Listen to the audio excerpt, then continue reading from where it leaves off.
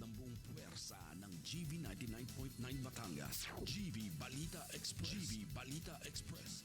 Mga balita sa loob at labas ng Timog Katagalugan. GV Balita Express. GV Balita Express. Narito na ang GV Balita Express. Magandang umaga mga ka-vibes. Kayo ay nakatutok sa GV Balita Express sa programang Good Vibes Morning. Kasama niyo po ang inyong lingkod, DJ Frankie, at kasama natin sa himpilan, Surajak Tinay, and DJ Joey Boy on the other line, keeping us GV informed, GV aware, and GV updated. Muli, ito po ang GV Balita Express. 6:34 a.m. on the clock, Philippine Standard Time, hatid sa atin ng RightMed. Dahil ang gusto ng RightMed na gumaling kayo. At dako na tayo sa ating headlines balita. Net FDI inflows sa Pilipinas bumagsak ng 34.8% sa unang 2 buwan ng 2026. Department of Agriculture hinigpitan ang import control matapos ang FMD outbreak sa Greece. Mas pinalawak na health benefits target ng PhilHealth sa 2026. At presyo ng mga bilihin sa Calabarzon mas tumaas pa. Para sa detalye ng ating balita, net FDI inflows sa Pilipinas bumagsak ng 34.8% sa unang 2 buwan ng 2026. Ang iba pang detalye ng balita hatid sa atin ni DJ Joey Boy. GV Balita Express. Bumagsak ng 34.8% ang net inflows ng foreign direct investments o FDI sa Pilipinas sa unang 2 buwan ng 2026. Ayon sa Bangko Sentral ng Pilipinas, mula sa $1.58 billion noong 2025, bumaba ito sa $1.03 billion ngayong taon. Dagdag pa ng BSP na pangunahing dahilan ng pagbaba ang paghina ng investments sa intercompany borrowings at iba pang debt instruments at karamihan ng FDIs ay nagmula sa Japan, United States at Singapore na nakatuon sa manufacturing, financial at insurance at real estate sectors. Samantala, nakaapekto rin umano rito ang global uncertainty, mataas na interest rates at mabagal na pagpasok ng investments kahit may bahagyang pagbuti kumpara noong Enero. Para sa GV Balita Express, ito si DJ Joey Boy sa GV 99.9, Your Good Vibes. At para naman sa ating Department of Agriculture, hinigpitan ang import control matapos ang FMD outbreak sa Greece. Ang iba pang detalye ng ating balita hatid sa atin ni Surajak Tinay. GV Balita Express. Pansamantalang ipinagbawal ng Department of Agriculture ang pag-angkat ng live animals at animal products mula sa Greece matapos makumpirma ang kaso ng foot and mouth disease sa mga alagang tupa sa Lesbos. Ayon sa Department of Agriculture, kabilang sa sakop ng ban ang skeletal muscle meat, live swine, bovines at untreated milk, habang papayagan pa rin ang ilang processed products na pasok sa international safety standards. Samantala, maaari pa rin makapasok ang mga shipment na naipadala bago ipatupad ang circular kung sumusunod ito sa itinakdang guidelines. Para sa GV Balita Express, ito si SJ Tinay sa GV 99.9, Your Good Vibes. Mas pinalawak na health benefits target ng PhilHealth sa 2026. Ang iba pang detalye ng balita. GV Balita Aabot Express. sa 378 billion pesos hanggang 400 billion pesos ang inilaan ng PhilHealth ngayong taon para sa benepisyo at coverage ng mga miyembro nito. Sakop ng pondo ang mga kasalukuyang programa, mga serbisyong inilunsad nitong nakaraang 2 taon at mga bagong benepisyong ipapatupad ngayong 2026, kung saan ito ay matatapos pahintulutan ng Supreme Court of the Philippines ang paglilipat ng hanggang 60 billion pesos na excess funds sa National Treasury kung hindi na kailangan sa operasyon ng PhilHealth. Samantala, kinumpirma naman ng PhilHealth na naibalik sa kanila ang 60 billion pesos sa utos ni Pangulong Ferdinand Marcos Jr. at gagamitin ito sa pagpapalawak ng benepisyo, kabilang ang mas mataas na maternity coverage para sa normal at cesarean delivery, dagdag prenatal checkups at mas maayos na postnatal care. Para sa GV Balita Express, ako po si DJ Frankie sa GV 99.9, Your Good Vibes. At presyo ng mga bilihin sa Calabarzon, mas tumaas pa. Ang detalye ng balita hatid sa atin ni DJ Joey Boy. GV Balita Express. DJ Frankie, mas mabigat nga na hamon ang hinaharap ng mga mamimili dito sa Calabarzon Region ngayong Abril 2026. Ito ay matapos umabot sa 7.5% ang inflation rate sa rehiyon. Ayon sa Philippine Statistics Authority Calabarzon, ang pangunahing sanhi ng mabilis na pagtaas ng presyo ay ang transportasyon na umabot sa 18.9% inflation, dulot ng tumaas na pamasahe at serbisyo, kasabay ng pagtaas sa gastos sa bahay, kuryente, tubig, gas at iba pang fuel na lalong pumuwersa sa budget ng maraming pamilya.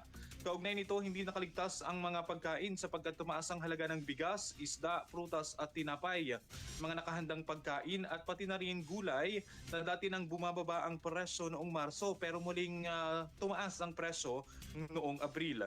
Samantala sa listahan ng mga lalawigan, nangunguna ang lalawigan ng Laguna na may 8.4% inflation, sinundan niya ng Rizal, Quezon, Cavite at Lucena, habang ang Batangas naman ay may pinakamababang inflation rate na pumalo sa 5.2%, kahit na ito ay mas mataas pa rin kumpara sa nakaraang buwan. Para sa GV Balita Express, ito si DJ Joey Boy sa GV 99.9, Your Good Vibes. Most wanted sa kasong rape arestado sa Lipa City. Ang iba pang detalye ng balita, ulat ni SJ Tinay. GV Balita Express. Naaresto ng mga tauhan ng Padre Garcia Municipal Police Station kasama ang 402nd AMC RMFB4A ang isang regional most wanted person sa isinagawang joint manhunt operation sa Occidental Mindoro noong Mayo 11 taong kasalukuyan. Ang akusado ay kinilalang si alias Bon, 29 years old, may asawa, magsasaka at residente ng Occidental Mindoro. Samantala, isinagawa ang pag-aresto batay sa warrant of arrest mula sa Family Court sa Lipa City, Batangas para sa 3 bilang ng qualified rape na walang inrekopendang piyansa at kasalukuyang nasa kustodiya na ng Padre Garcia MPS. Para sa GV Balita Express, ito si SJ Tinay sa GV 99.9, Your Good Vibes. Department of Agriculture pinaigting ang paghahanda ng mga magsasaka kontra El Nino sa Lipa City. Ang iba pang detalye ng balita. GV Balita Express. Patuloy na pinagtutuunan ng pansin ng Department of Agriculture ang pagpapalakas ng sektor ng agrikultura sa rehiyon sa harap ng pabago-bagong kondisyon ng panahon. Isinagawa kamakailan sa Lipa City, Batangas ang kauna-unahang Seasonal Climate Outlook Forum ng DA Calabarzon Adaptation and Mitigation Initiatives in Agricultural Program upang talakayin ang inaasahang lagay ng panahon sa susunod na 6 na buwan at posibleng pagsisimula ng El Nino pagsapit ng Hulyo. Samantala, ipinakilala rin ang mga kinatawan ng lokal na pamahalaan ang Agroclimatic Advisory Portal na magbibigay ng advanced climate updates, cropping calendar at 10 days na weather forecast na maaari nilang ibahagi sa kanilang komunidad sa pamamagitan ng social media. Para sa GV Balita Express, ako po si DJ Frankie sa GV 99.9, Your Good Vibes. At construction worker arestado sa robbery at droga sa Batangas. Ang iba pang detalye ng balita, ulat sa atin ni DJ Joey Boy. GV Balita Express. DJ Frankie, naaresto ng mga tauhan ng Batangas Component City Police Station ang isang construction worker matapos ang hot pursuit operation kaugnay ng insidente ng robbery sa Batangas City. Ang suspect ay kinilalang si alias Totoy, 23 anyos, binata at residente ng lungsod ng Batangas kung saan na-recover sa kanya ang hinihinalang shabu, marijuana at cellphone ng biktima. Samantala, kasalukuyan ang nasa kustudiya ng pulisya at haharap sa mga kasong robbery at paglabag sa Republic Act 9165 sa Piskalya ng Batangas City ang suspect. Para sa GV Balita Express, ito si DJ Joey Boy sa GV 99.9, Your Good Vibes. At para naman sa ating weather update, Pag-asa, nagbabala sa malalakas na thunderstorms sa ilang bahagi ng bansa. Ang iba pang detalye ng ating balita, ulat ni Sirinjak Tinay. GV Balita Express. Mga ka-vibes, inaasahan ng Pag-asa ang bahagyang maulap hanggang sa maulap na kalangitan na may kalat-kalat na pag-ulan at thunderstorms sa Metro Manila at iba pang bahagi ng bansa ngayong Miyerkules, dulot ng localized thunderstorms. Ayon sa Pag-asa, mananatiling mahina hanggang katamtaman ng lakas ng hangin at alon sa buong bansa. Nagbabala rin ng ahensya sa posibleng pagbaha at pagguho ng lupa lalo na sa mga lugar na makararanas ng malalakas na thunderstorms. Samantala, patuloy na binabantayan ang low pressure area na dating tropical depression Kaloy na namataan 400 km silangan ng Katarman, Northern Samar. Para sa GV Balita Express, ito si SJ Tinay sa GV 99.9, Your Good Vibes. At para naman sa ating good vibes, balita. Senado naglunsad ng mas malawak na suporta para sa higher education students. Ang iba pang detalye ng ating good vibes, balita. GV Balita Express. Pinalawak ng Senado ang suporta para sa mga estudyante. Nakapos sa pinansyal matapos aprubahan sa ikatlo at huling pagbasa ang Senate Bill 1894 sa botong 21-0. Layunin ng panukala na palakasin ang Tertiary Education Subsidy o TES sa ilalim ng Universal Access to Quality Tertiary Education Act upang mas matulungan ang mga kolehiyo at tech vocational programs. Bukod sa tuition, sasaklawin rin ng subsidy ang gasto sa libro, pamasahe at iba pang pangangailangan sa pag-aaral ng mga kwalipikadong estudyante. Para sa GV Balita Express, ako po si DJ Frankie sa GV 99.9, Your Good Vibes.